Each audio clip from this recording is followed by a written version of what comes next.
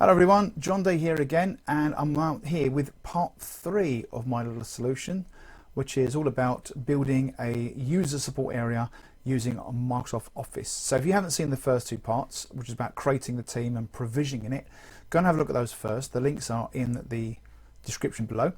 And as I said, this one is all about promoting the Microsoft team that we built. So what we're going to be looking at this particular point is, again, lots of tips and tricks. We'll be using Outlook. We'll be sort of doing some different clever stuff, but primarily it's all about making sure people are aware of the team's existence and giving them convenient, quick ways of getting to it. And we're going to show you some nice little tips and tricks around that. So that's going to touch on things like linking to the team, using the team link and the channels links as well. You can put them into email addresses and other kinds of things. Building news and information sites. So I'm going to be touching on SharePoint on that one, and a very quick about how we would make use of the site that is there whether we like it or not. Using teams and channels and placing emails that have come into us into those channels so that we're passing the information externally or coming from outside of the team into the team so it can be managed and used. Okay, well, I suppose the first thing we need to do is open the doors, and it's 9 o'clock in the morning, the retail store is open, come in. So I haven't shown this. If you have been building a team as private so that you can do it in seclusion, no one can get in there and see halfway through the process.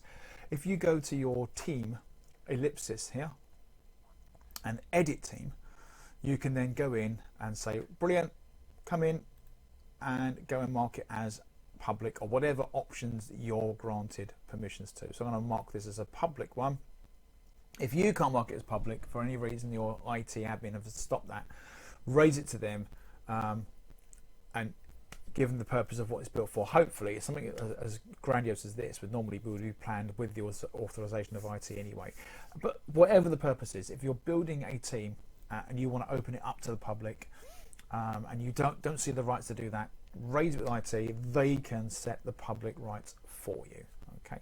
Now that I've done that, and I've got the team name was Mouse, I'm now actually going to change that back to the user Microsoft Office user support environment. So I'm going to make it a nice plain introductory word. No one knows what Mouse is. This is a whole brand new thing. Eventually maybe Mouse will catch on and it'll become like the lingo. But you'll see why I'm doing this. I'm going to now put the name in full, click done. Now that it's made public, it's open.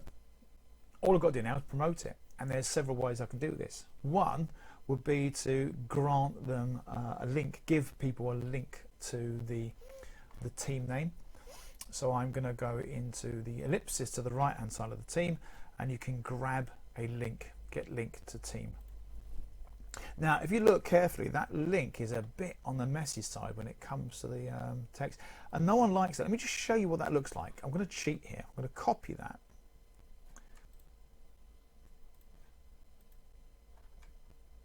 And then I'm going to go into the box here at the bottom. I'm just going to paste it. That's a little bit lengthy, isn't it? Here's a trick. This works in Outlook, Word, Excel, PowerPoint, team conversations. It works in most Office 365 apps areas, and that is Control and the letter K. This is a shortcut in most applications that allows you to create and edit hyperlinks. So if I put in there, I'm doing this in the conversation, which is a silly place because they're not going to be able to see it or be exposed here, but I'm going to put welcome to the Mouse. Let's put it in full.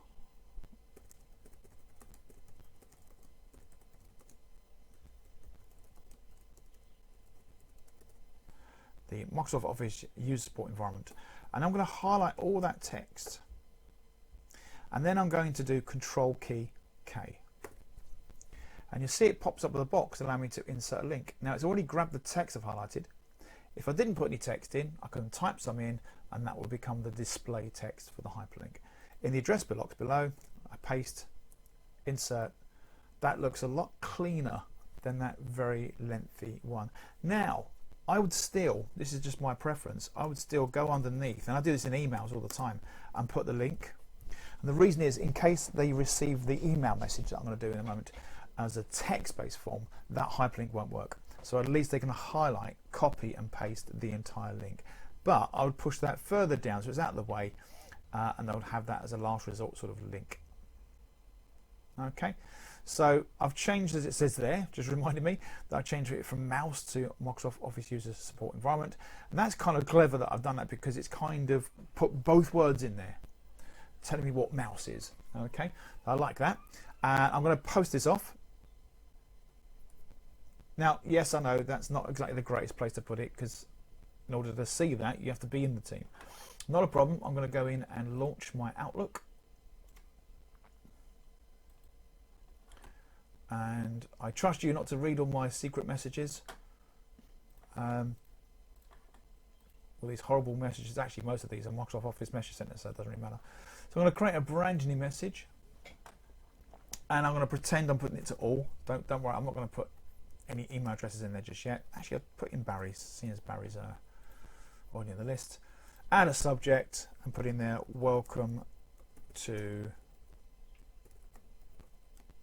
mouse, or some sort of cliche like come into our mouse hole, or something like that. I don't know, whatever doesn't create an innuendo. But the idea is that I'm just going to put in the same sort of thing. It says we have, I'll speed this along. Okay, so I've put a fair bit of sort of text in there. That should do enough. But what I've got is I've got it explaining that they've got the Microsoft Office User Support Environment, and I've got it showing the actual nickname or the acronym there, mouse. And what I'm going to do is I'm actually going to highlight both of these. So I'm going to highlight that one, and like I did with the conversation, show you that in email, Control K comes up with a box. Can paste the message in, paste the link into the team. Click OK. And now I've given them my link to the team itself. I'm going to do the same thing with the mouse. Control K, paste the link in. There we go. And then at the bottom of my message, if the above links do not work, copy and paste the link below into your browser address bar. There we go. And then underneath that, I'm going to type in and put the link there. Okay, now you can put the word link in a colon before it. If you feel that might copy and paste that and raise errors, just leave it as it is. That's fine. But either way, I've now created a link using Control K, nice and tidy. And I've done another one in case they haven't got HTML sort of ability in emails. Maybe it's been converted to text for whatever reason. They can do it from there as well. Great stuff. I'm now going to send that to Barry. I better let him know that I've done it. You'll probably wonder what it's all about. And there we go. So I've now done that through an email. The other way you could do it is if I've had a question come in, because habit is hard to break, and people will come in and they will ask questions about a subject via email, and they'll send it to everybody, and there'll be the reply to all that we all love so much coming in. So what you can do with questions come in, if they relate to a topic. So I've got one that says, can you help me? I need to stop sharing my file in OneDrive. How do I do that? Or a file in OneDrive, how do I do that? So I've got a OneDrive channel, and what I'd like to do is grab the ellipsis, and by default, unless this has been locked down, channels and teams have email addresses. So if I get the email address of that OneDrive channel, copy that, what I can then do is go into the email, forward this question has come from that person. It's actually me, but I can forward it into the OneDrive email address. If I send that, I now go into Microsoft Teams, I get two things. One, it says that I've now forwarded an email from my inbox into the to this channel, so that people can see the question, they can expand and look at the content in detail, but they can now respond to that question in here. Okay, and if I go to the Files tab, the email is actually appeared in a folder in the OneDrive channel called Email Messages. And if I click it, The email goes in there with the subject matter, and then a unique code that goes at the end of the email. And the reason why they put the unique code there is if there are any attachments, the attachment and its file name will also appear in here, and that will also have the exact same unique code. So it allows me to align the email with its associated attachments. Now, great, everyone can respond to that question. Only problem is the user has no idea that channel exists because they've done it via email. So once I've forwarded that question in, I would click reply on that question and say, thank you for your question.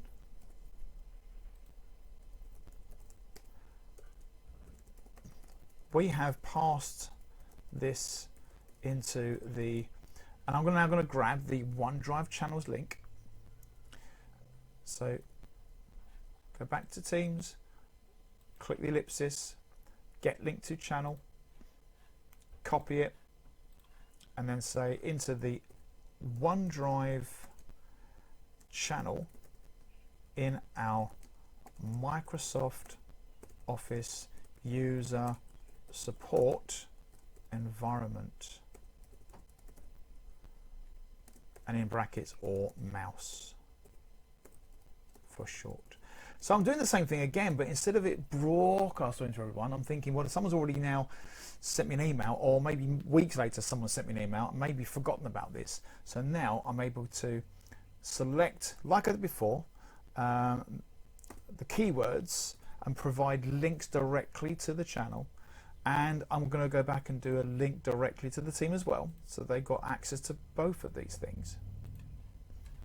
Copy that and highlight the wording, Control K. It's all Control K stuff, really useful, very, very quick and convenient to do. I could add those links below as well. Not going to do that. Please look here for answers from your colleagues and from the gurus. So this is going to inspire them to think, oh, all right, okay, I didn't know that. And now they're going to be going in there to look for the answer because it's something they need. They've asked the question, they want the answer back. Now we've given a nice driven promotional way of saying, look, if you come in here, you'll get your answer. And then once they're in there, they see the value, they see the benefit of it, bang, they're in. We've captured them. So there are so many different ways that we can promote and encourage people to actually use our team. Again, mine's around this office user support. Yours will be whatever purpose, but the idea of it is they're only going to go in there if they see value. It's like the with them, the what's in it for me. If we can promote that, we use the promotion around that what's in it for me, they will come. They will come a-calling, they will come a-flocking. So there you go. So there's a couple of tips and tricks around promotion. One other one that I hadn't even touched on yet is that with Microsoft Teams, your files that you have in each channel that then goes into the Files tab at the top there is sitting in a SharePoint site. Whether you like it or not, SharePoint lives with Teams. It sits there and has a symbiotic relationship when it comes to the files. So if I go into the Files tab of any channel, it doesn't matter, and click Open in SharePoint, you can see I'm now in the SharePoint site called Mouse, because don't forget that was the original name that I gave to the team, even though I retitled it. But if I go into SharePoint now and go into the site information, so the synchronization has worked, it just hasn't kicked in yet to the heading there. Let's see, we'll probably give that, there we go, just needed a bit of tweaking. Giving it a few hours, that probably would have worked on its own. But notice I changed the title, made it much lengthier, but this is the reason why I created the name short and sweet in Teams to begin with.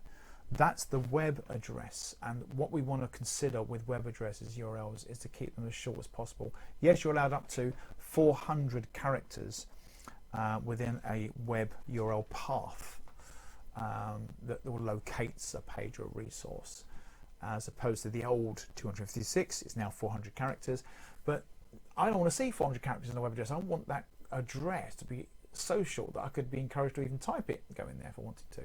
So create your teams, create all your objects with nice short names. You can retitle them as I showed you earlier, and you can do that to your heart's content.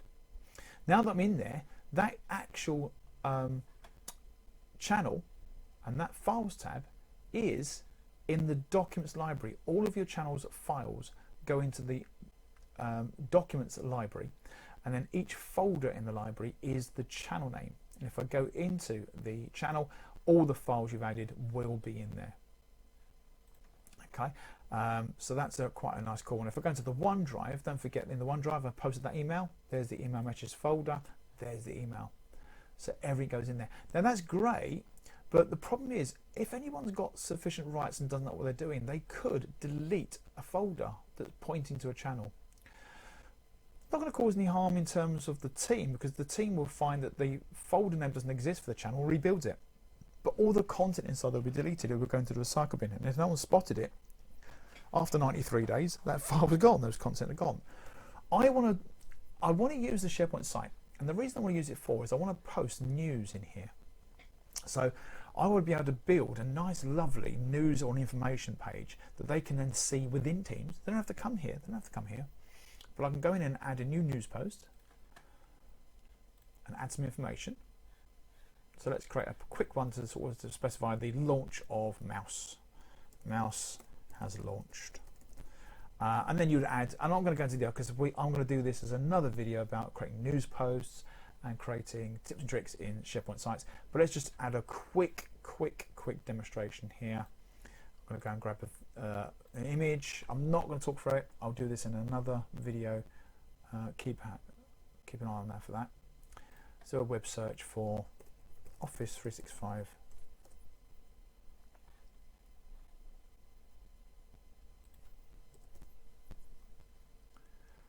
Grab a logo, it doesn't matter what it is, and it's not called, I'll create a corporate one. Let's go and grab a Wikipedia one, that's fine. And then I've got my text. I'm going to go and add some text in there. I'm going to grab that Word document, paste it in. There we go. So I've just got a news post in there that I'm now going to post. I'm going to publish, make it go live. It's going to ask me to sort of do some other things. I'm not too bothered about that. Now, normally the image sits on the left-hand side. Not too worried about that yet. What I want to do is show you that I would like to now add another promotional point in here for users to give them news and updates. So I'll go to the general channel, create another tab that I can then point to SharePoint. So point to my SharePoint site that's connected to Teams, and I can either point to a web page of any one I want, could point straight to that news post I've done, or I can go to lists and I can pull in a list, which I'll do another time. So I'm going to go to pages and just pull in the home page. Click save. And there it is. I mean, again, the image is not there, but I can worry about that another time. But this means that now I can go in there and spruce up the home page. All the other pages are connectable. They've even now got a nice, pleasant link to get to that site if they want to, rather than going into a channel, clicking the Files tab, clicking Open in SharePoint, which is a bit around the houses. They can now go and do that from the new tab there. Now that's picked up the name of the page, home. I don't want to see that. Just rename that to news and info.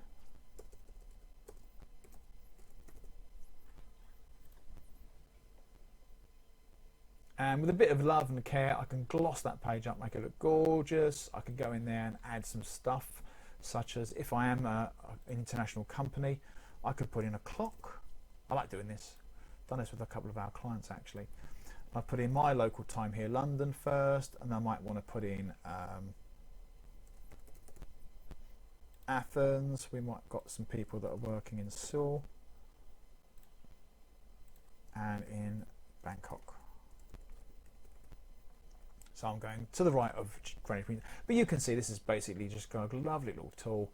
And then when we go into the team, I'm providing an F5 there to refresh the page. I'm providing a centralized environment where people can go and put up all kinds of lovely information. So that page can be built up lovely, and I'm going to go into news pages, site pages as a later video as part of my mouse building environment. There you go. So hopefully you've got enough information in there about the promotion of a team, making sure that people are aware it exists, know how to access it. And as I say, I've done this from a public team point of view. If you're doing it as a private team point of view, a lot of this stuff still applies, but if they're not a member of the team already, what will happen is they will click the links, then they will be raising a request, and what will happen is when you go into your office support environment, there will be a pending. Now that pending's disappeared because the pending was there because I had it as a private. If you look at the previous videos sketches, you'll see that when I was at a private team, the pending come up. Now I made it public. I don't need to approve. They come in. That's the idea. But if I did make it as a private team, any people that have requested access will be in the pending list, and I just approve them or reject them appropriately. So I hope you liked that little demonstration there, and the 3 episodes, 3 parts of creating the team and sort of getting it built. It doesn't stop there. I've got loads to do. So while I'm building this user support environment that I'm doing for my group, I'm going to take advantage of videoing it and showing you what I'm doing and how I'm building it. So there will be more videos to come along these lines. I'm going to try and cram out as many of these as possible so that if you are in the lockdown, stay-at-home environment and you are trying to provide an environment for your teams, maybe you can get something out of this little series of videos, and hopefully you'll find some use out of it. If there's anything that you would like me to show around this environment or anything to do with Teams, send me a little note in my social media channels, and I'll do whatever I can to help. That's what I'm here for. So once again, I hope you enjoyed these. Please stay at home, stay safe, and have fun.